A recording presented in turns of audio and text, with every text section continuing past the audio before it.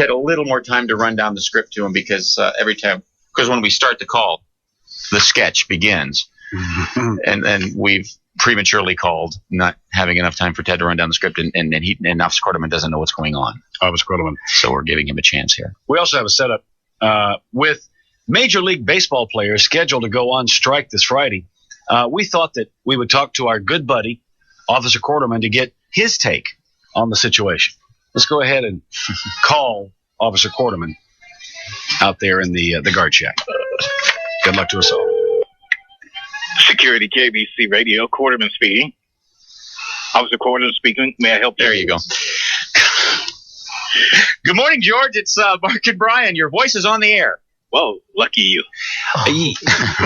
Yeah, George, we wanted to get your thoughts on the possible upcoming baseball strike. Who cares? Let them strike. Yeah. I've just about had it with those spoiled, whiny biatches, especially the Indians. Yeah. So you don't think the players have a legitimate gripe? Dog. I like to stick my legitimate size 12 up their legitimate asses. Then I'd bang their wives. That'd give them something to gripe about. I guess it would. Yeah. Wow, George.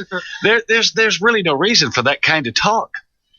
Well, there's no need to strike when the average player's salary is about $3 million a year. Yeah. That would buy me enough drinky, smoky for the next 4,000 years. Yeah.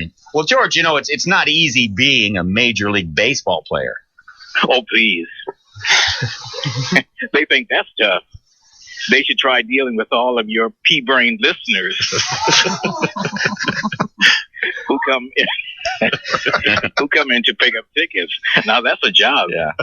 Well, what do you mean, George? Are you saying you don't like our listeners? Well, they get off thinking they can talk to me just because I'm a celebrity. Right. All of a sudden, I'm everybody's buddy. Well, I, for one, am sick and tired of it. Who's with me? Anyone? George, now, you better take it easy. Our listeners, they're our bread and butter. Hey, the truth don't tickle. Mm-hmm. Don't those listeners know that every time they shake my hand, I run to the bathroom and wash up? Wow, George. George, you do realize you're on the radio, don't you? Yeah, pretty boy. I know. I don't need some listener to tell me how awesome I am. Yeah. Not unless it's some young hottie from Long Beach wanting to knock boots in the storage closet while old Mrs. Quarterman turns a blind eye. You seem to be digging quite a hole for yourself, George. I'll get out of it. I always do. Have you ever really looked at me? Huh? I'm adorable. Simply adorable. It's scary. Sometimes I give myself wood just looking in the mirror. Wow, that is scary, George. But now, back to the baseball strike for just a minute. No, back to me. They say everyone gets 15 minutes of fame.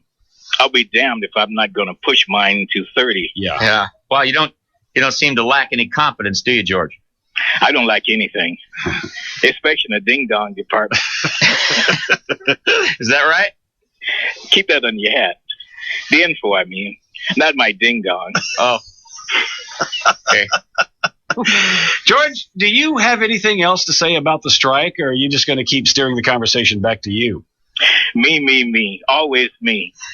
I'm my favorite subject. Baseball, besides, you find what works and you stick with it. Mm-hmm. Now, what about that trip to the titty bar you're promising me? Well, we'll try to squeeze that in at some point. So take care, George, and we'll talk to you later.